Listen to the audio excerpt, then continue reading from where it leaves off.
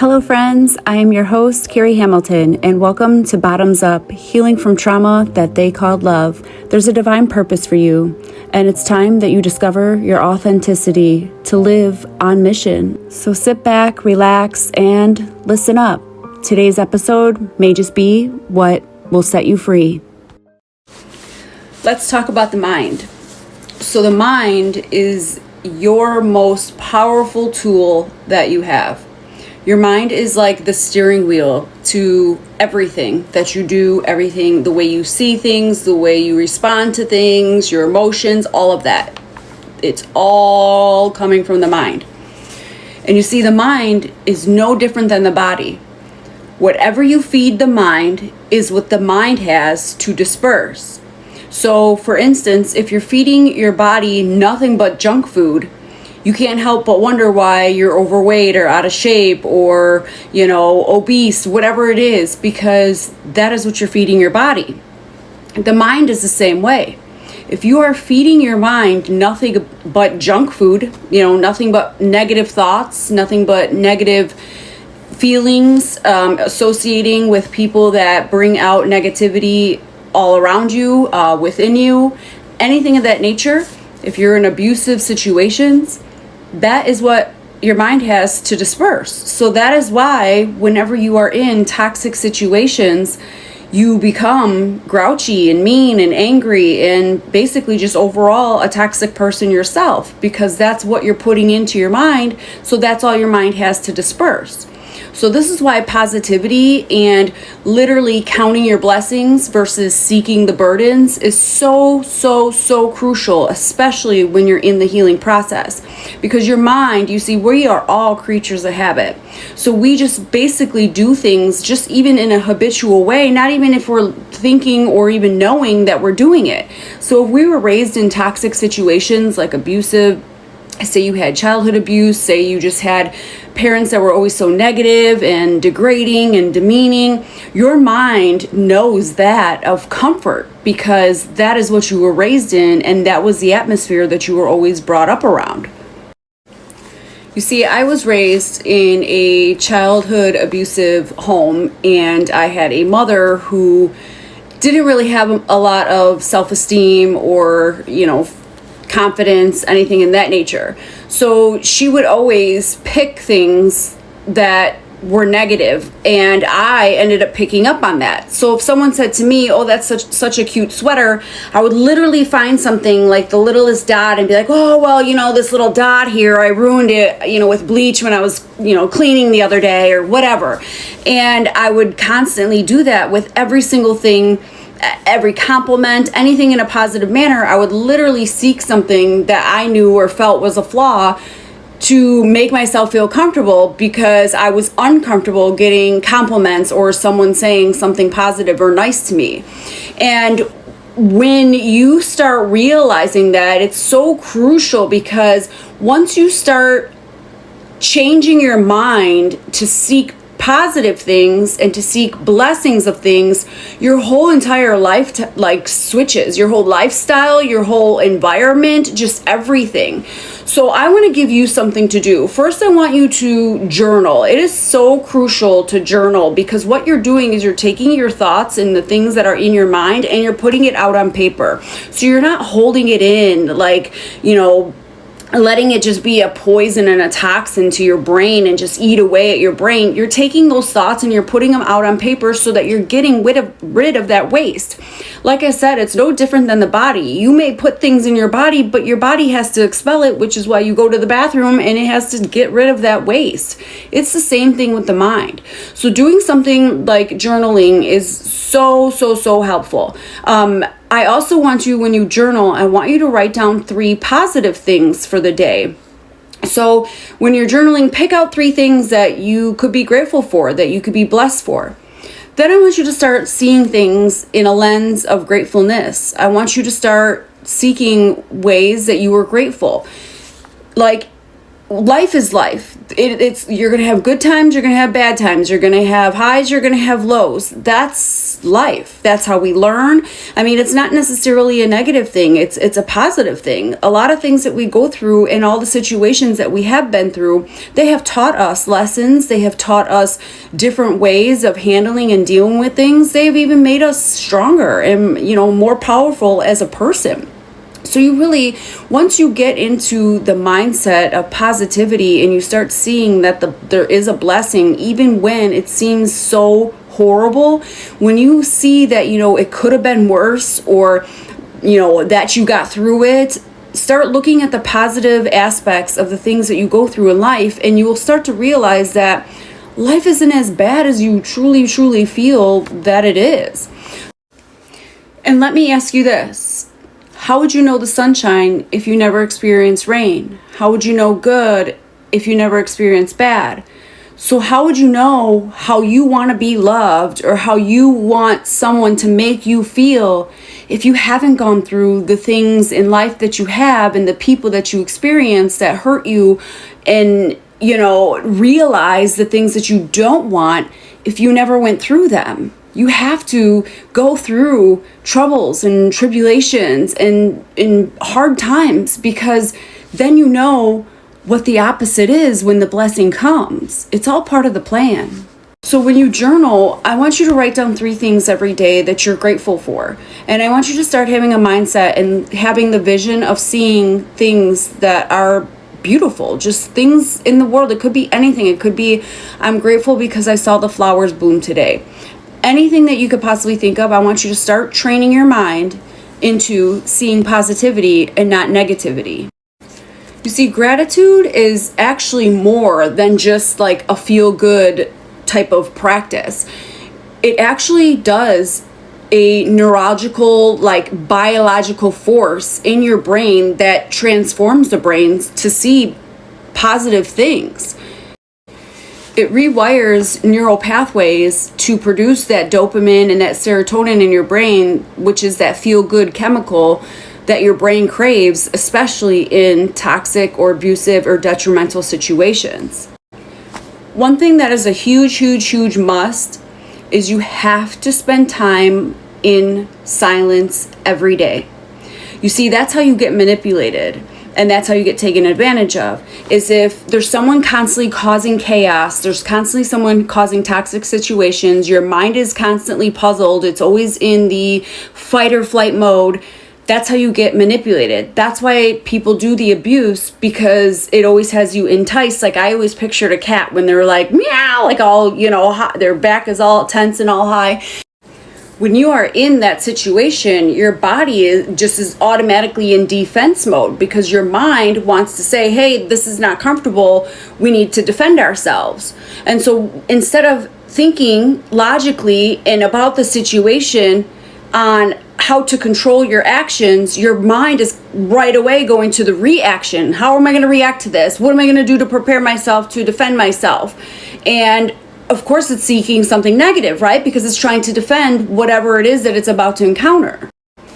You see, and if you encounter and incorporate gratitude daily, you engage in a form of self-directed neuroplasty that consciously shapes your brain into the structure of like a support greater to basically have greater emotional resilience and happiness and peace. So when you constantly train your mind to see negativity and be grateful and have gratitude, your heart even and your soul start to seek and basically become addicted to that love feeling, to that feel good, that serotonin, that dopamine. So then when you do encounter individuals who are negative, who are toxic, who cause chaos, who you literally feel on edge or walking on eggshells by, now that you're in that positive mode, that becomes a not feel good feeling. And instead of craving that to feel comfort, you withdraw from it, because you're like, whoa, hold on, that's chaotic, that's toxic, that's, not good. Like, my mind is now trained to seek positive things, to feel good on a peaceful, soulful level. And this is why so many people that have been working on themselves, like especially in the dating field, and why even a lot of people just aren't dating or finding anyone to date, is because of that they have worked so hard on themselves and training their mind to now seek that peace and have that love and that true, authentic, feel good feeling with even real people around them. They don't want to disrupt their peace unless someone has physically done the work themselves and it comes in peace. So that's why so many people are single right now. And just, and I could speak from myself, is that I now value peace so much higher than finding love, because I worked so hard to gain my peace, to be where I am today. And no love in the world is worth jeopardizing my peace anymore. I tried that and it was chaotic and crazy and whatever. And I mean, there was a lot of work. Obviously I contributed to that. There was a lot of work I needed to do within myself. But where I'm getting at is, now that I have done that healing and I have sought that peace and have that peace now within myself, I no longer entertain toxic people. And it, like I said, I can sense it a mile away when it's starting to disrupt my peace, and I withdraw myself from it, because my value of peace is so much higher to me. And I only want to entertain individuals who have done that same work. My analogy I always tell people is, anyone can open a checking account, right? And checking accounts have withdrawals and deposits, but not everybody can open an investment account. People that can invest and have the ability to invest are the ones that have saved their money, had worked hard, have done whatever it is, the work and the due diligence to get that investment account. And so now I'm only seeking investments. So I'm not going to invest myself into someone that hasn't invested in their own self. And what do investments do? They have residual. They have, you get long-term residual for it. And that's basically the type of accounts that I want now in my life, as far as friendships go, relationships go, and so forth. So that's kind of why I haven't even been in the dating world, is because until I see the investments, like, I'm not messing with the checking accounts anymore, And if you're in the healing process right now, the first step is to get to know yourself. You have to sit in the silence and stop avoiding the darkest places of yourself. You need to sit there and think. Close your eyes. Take some deep breaths. Literally listen to your heart. And when you think of things that are very dark within you and in the deepest places within your soul, feel how your heart beats. Listen to that. See how it makes you feel, and then start incorporating that with things that you encounter throughout the day. You must be the teacher and the student when you're trying to heal yourself, because you have to study the mind and the most intimate places within your mind. Learn the things that make you feel at peace, because those are the things that are meant for you, and learn the things that make you want to scream, because those are the things that aren't meant for you. Listening to your mind is going to put you in your most authentic self. And let's face it, people that don't feel comfortable or aren't supporting you, then, as people say, if they're not for you, they're against you. And you are going to lose people. You are going to start to have people kind of die off because they don't like the authentic you, the one that isn't the people pleaser, the one that's actually doing for themselves. But hear me out. Don't get upset with them, because they're just basically, it's the end of their time for you in your timeline and in the life that you're living. And if anything, the only person that you should be most upset with is yourself, because you've been lying to your own self your whole life. It's time that you start going into your authentic self and becoming the true you, because that's where the peace is. That's where the beauty is doing everything that your soul feels and wants and actually desires. And becoming your authentic self is the most beautiful, highest divine love that you will ever know. And trust me, it's gonna be hard, but it's gonna be so worth it. Combining the present moment with gratitude and mindfulness will literally make awareness for all the things that you're grateful for, and it will literally deepen emotional experience and it'll enhance long-term mental clarity. Someone once asked me, how do I know when I'm fully healed? Like, how do I know when my mind is like on a good level or like mindset? And the truth is, like, we never heal. We always should be healing. We should be looking to obviously become a better us, right? Every day is a new day to learn. And that's what the grateful part of it is that every day is a blessing and a new way to learn about ourselves. But one thing that I've noticed that when my mindset has finally changed and when I no longer entertain toxicity is there's a lot of things. Like, number one, I don't really engage in toxic people anymore. I used to kind of feel that I had to explain myself or like explain for them. And now, like, that I'm in my authentic self and I know who I am as a person and that I'm not a negative person and I don't like demean people or say ignorant things. Now I don't go to the extent of explaining myself. Like, of course, if I say something and I am taken back by it, like, oh man, I probably shouldn't have said it in that manner. Yes, of course, then I will explain myself, because if I come to, if I say something and then I come to like a logical thought mindset, like, whoa, hold on a minute, I should have probably explained that a little bit better, then I will. But at the end of the day, the way that people feel about you, that's a them problem. It's not a you problem. So unless they use their own voice and they come to you and say, hey, listen, Carrie, I didn't like the way you made me feel, that's not your responsibility to take the accountability for other people's feelings because of. Don't over explain yourself. You are who you are. If you know in your authentic mind that you didn't mean something in a negative manner and maybe somebody took it that way, that's not your problem unless they address it to you that was the way you made them feel. And if it wasn't the way that you wanted it to be, then obviously explain that to them, right? But I also know that when you are in your authentic self, the people that are around you, they learn your personality and your character. So if you do say something, the people that truly know you, they know that you would never say it in a demeaning manner or like how you truly meant about it. Like, for me, I tend to draw a lot of people that are real, that are authentic. So when I say something, like, oh man, that sweater's really looking, old, or, it's really looking kind of sad, or like, if I'm saying something like that, they know that I'm saying that from my heart, not to degrade them or to be ignorant.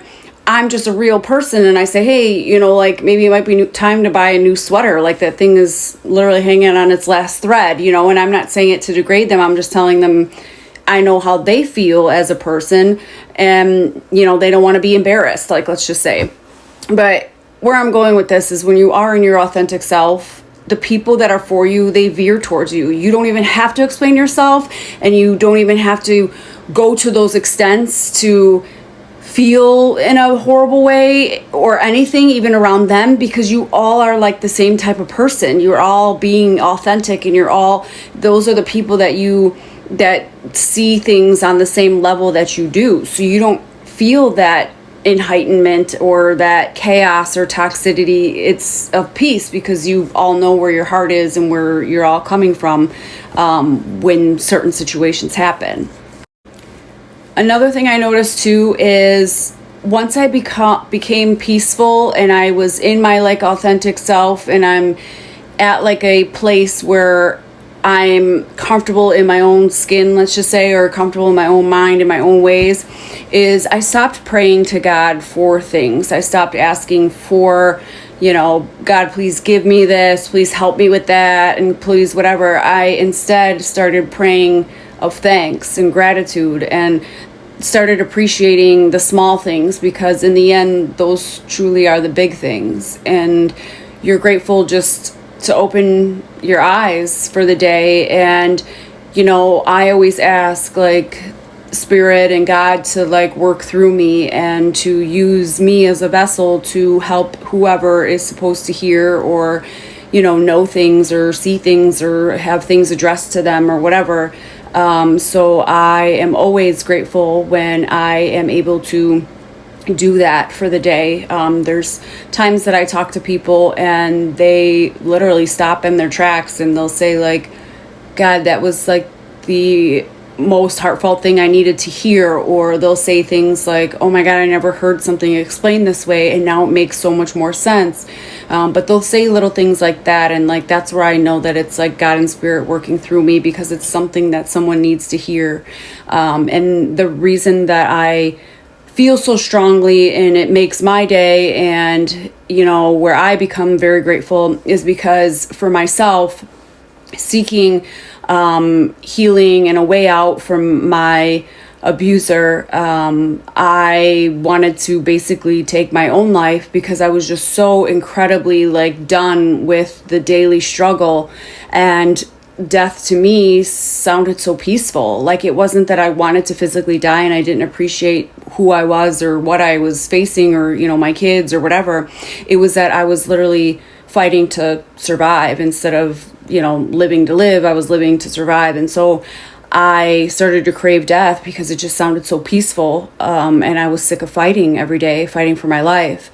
And it was the voice of a stranger that saved my life and said that I'm going to be okay and that I'm one of the good ones. And it was someone I've never met in my life. And they just told me this at the grocery store. So if I could be that vessel to somebody else and tell them the same thing, something they needed to hear, something that they've maybe been praying for, I will forever be grateful for that. And that alone it's worth my day, and it's worth the day of whoever it is out there. So I hope that making these videos and helping individual, putting these things on my podcast on Bottoms Up, it's basically, like I said, trying to help people that are at the bottom and bringing them to the light, because every single one of us has a purpose here, and every single one of us is so incredibly wonderful and worth it. And don't ever let someone dictate or tell you who you are, because the truth is, it's all in the mind. And once you know and get your mind in the right place and not in the subconscious place that someone's been telling you that you are, or acting in a certain way to put you in the manner that you are in, once you realize who you truly are in your soul and your authentic self, you'll see how amazing and beautiful that you truly are. And that's the plan. That's the whole purpose of it, is getting in the right mindset and knowing that you are so incredibly amazing. And you just need to see it in the same eyes as our Savior. And that's why they're called the Savior, to save people like you. Thank you for joining me on today's episode of Bottoms Up. Reset that mind, regain that power, and remember how amazing you are. Today's episode was sponsored by Patsy's Purpose, a nonprofit organization that accepts donations to give back to those in need. Visit www.patsyspurpose.com for more information. See you soon.